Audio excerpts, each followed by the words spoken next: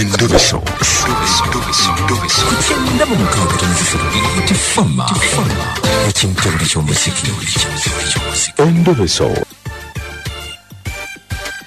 Esawe eno tuba tuyingiddemu kanayo cyane era munaffe gwali ku WhatsApp yaffe ngoya kuweereza okuzuula omuntu wo osobola okusindika nga tukyali mu studio wano siga ku noti 752 237 noti 752 237 kicho okuzuula n'essimu ye namba yoli bino ngo bituweereza tuba tuvude mu studio osobola bisiga ku namba ya producer waffe Johnny Mbonipa mumumanyi wana basinga obungi ali ku noti 755 377 484 noti 755 377 484 owenga osindika zulawo onako olwaleero Madam Sally widigise nayetegeka wetegese stand by steady zindese mulo zenji yemu bisigadde gomanyi munaffe kyuse nnimizo Natevuge Sofia osuze otya Sophie ndi oli ku mulimu badali ku mulimu nyabo tusobola okwogera nyabo bonani nze muka Akram ngasina ngomani takugamba nga nti gyendi ngamba mbadde Saudi nkomyewo atashingamba ko mukono ne yakulimba kale oba gyoli nsa sokuza jangu njagala kulaba kanti era nkubye oli ruddawa ndio no wala kuba mbadde njagala kusiima webale mne kumukuuma oli buloba ndi buloba nyabo buloba si wala naawe ndi wano mu kibuga nze kani nyenzi je buloba side ki sijja kulagira bashagala kunda banga yali tanangamba kubanze bampita mama kabina naye ale Madam Sally je bale konyo Omukazi ada kwambukiddemu banna mbese anamulagirira we bwange kyasidi ati mna yakulamu abadde atya banna yakula musitegera bintu bye mumaze bbanga ki tugenda myaka kati ngena muludde tubeera mwenna tetubeera ffenna mulina omwana abaana tetuyina buli omu abeera wuwe nze nkyali waka ndi wa maama kirungi naye ogira n'ogendako ewuwe sijja kulimba ngendayo ne mugenda ekkata tutuukira ddala lumpe maada naye simutegeera ebintu bwe mbeera naye alaganga njagala ate bwe nvaayo ndaba nga abeera birala akukuta ku ssimu simutegeera ekineebuzo oba ayinayo omulala oba tayina akola mulimu ki akola emirimu mingi sijja kwawula nti guno oba guli mu mirimu gyakola mulimu nga mirimu ki mirimu musambi wa mupiira kyekisinga okubeera ekikulu alina ttiimu gyasambiramu naye yali yawummulamu engeri gye yalina evvivi nga limutawaanya n'awummulamu injale ttiimu bali bagiyitaani yali ensambira mu Uganda FC Uganda ali mu first division oba mu region nange sijja kulimba simanyi oba ali muto oba linki naye nga kyekyo kati then mulala mulimu ki mulimu omulala alina bakwasaganya eyo alina abaana akali balinga balabirira balinga bazungu bamuyambako alinga alina orphanage ye yajja creatingira nyini yakyekoleranga ye ye bali kuba na mutima naye simutegeera ndaba abuukabuuka nannaye natiddemuko nange neŋŋamba njagala mmanyi oba gy'alinayo omulala mbeerewo nkimanyi nga kiyinza okukuyisa obubi njaguma sina kyakola njaguma okyamwagalira ddala nze ku mutima gwe Madam Sally nze nkyamwagala wasembadde okugenda naye ekkata oba mu January February yenna aweddeko nga temumanyi kisaawe sesuubira January we twakoma so okuva omwaka guno we gwakatandika wakagendako ekkata omulundi gumu sajja abadde kyoyo akwagaza emirimu kale nze twalaganya naye nga bwe nfisaayo obudde ngenda naye lwako kati ndaba bukankana nga manyi ganzigwamu olinayo omulala kupepereza Ana mwina na wewe namugoba. Nosigaza aki. Nosigaza kulamuge tuvudde naye anaenda babuka. Kati ate okumulabako just okumulabako n'ogendako ewuwe wasembadde. Okuvako olwo twasima mbadde siddangamu. Akuwa nsonga ki? Yangamba mbu aba bize, bisima bize, biki nga bwe mmanyi emirimu gye ng'ejja kwasaganya ebyo eby'abaana. Ye mu kaseera ngamba nti aba bize. Kati lwaki takutwala ne mukolera wamu? Tasobola kukkiriza kyekyo nkimanyi kuba namugambako n'agaana. Mwandyodde ekintu kyammwe mu kizimba babiri. Yagaana yangamba kasolo kiwemu.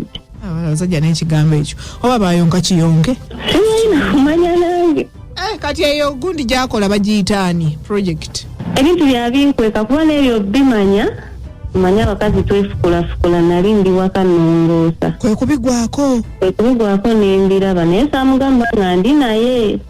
Bwe yankuya nangamba otuuse ne mugamba ntuuse ne mugamba erina kyendabye naye ebbanga lyonna ng'obadde okinkweka. Koye mbadde nda kikugamba naye nga ngira ekiseera ate neefuuka bize ate naye nga obitegeera kati nga ndaba alinga atanneesiga. Muzibuzibu. Kaakati okugenda ewuwe ye yamala okukubira oba osobola okugendayo anytime you wanna? Ye yamala okunkubira. Lwatakukubidde tosobola kugendayo? Sisobola kuba engeri gyatambula ate ebisumuluzo okuba ebyangwako bye nalina. Yali yakuwa ekisumuluzo?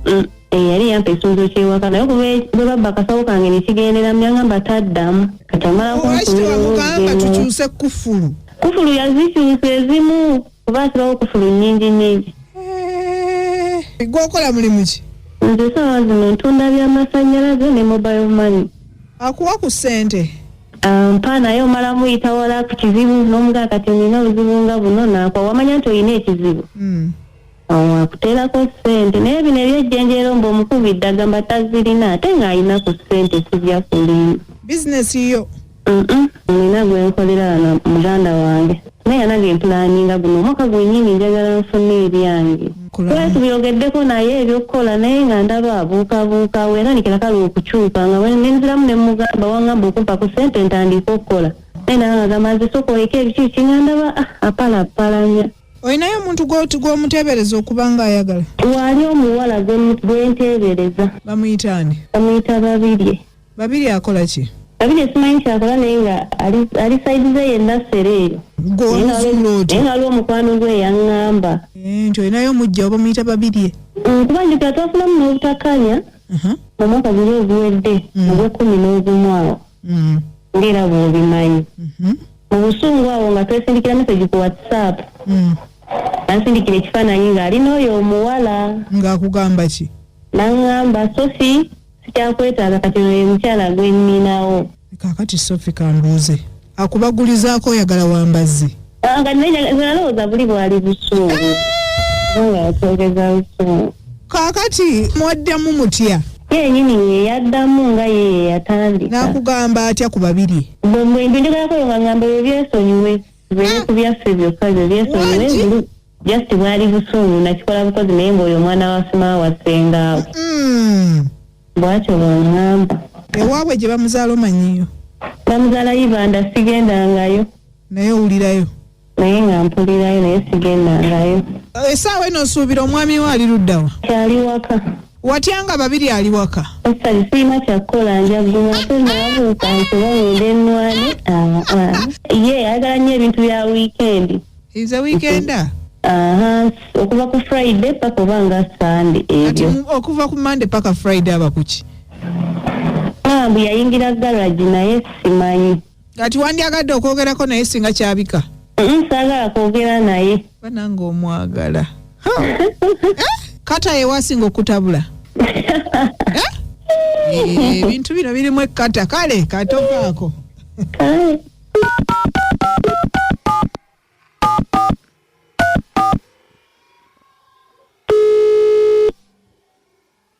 Hello. Jabala yakosaabo. Nyawo jabala konya. Kale nze bampeta musawo Apio. Musawo ani? Apio. Nkubira wano mu Kawempe Mulago. But we have a younger woman here Bakalese nga kayogala mpola, then after now she has become conscious. Ani? Bakalese, she said her name is Babilia and now she went into consciousness. Ani? Babilia. Yes. Which Babilia? Yeah, we don't know because now after she tell us this name, now she become very sick and she cannot talk. Can I talk to her? I'm telling you now, that is the problem we have because we want to ask. We don't even have a bagger to search for national ID. I don't want to know her. But now see, the only person she had written the number to call was this person, this name. Okay, now what do we do? But I do not know Babilia. Which Babilia? No, I don't know which Babilia, mister. Like I said, this person was broad. So, she only said my name is Babilia. Before she... From where? I don't know where, my mister. I'm sorry, but I also don't know. I wish I know.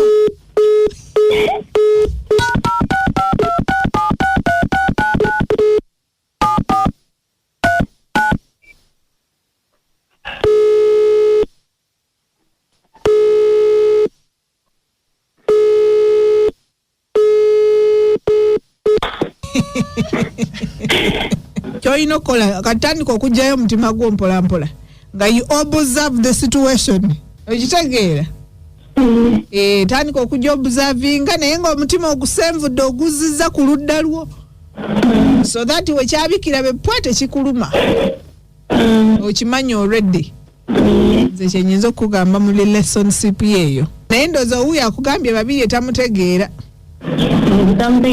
babiri gwamanyi oba gwatamanyi kale kale bye Musawani? Appeya from where? From this one Mulago Kabempe.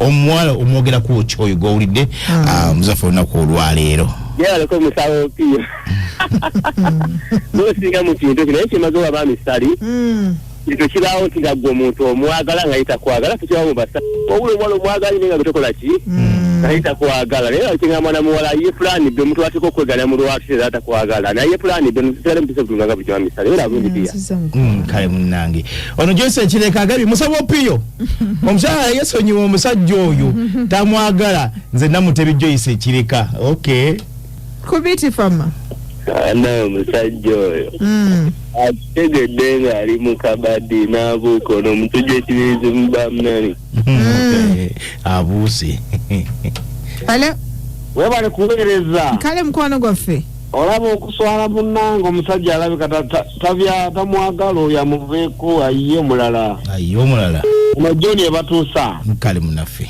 Sambagala ku 9 mu 6 Fama ekintu buli ky'omuziki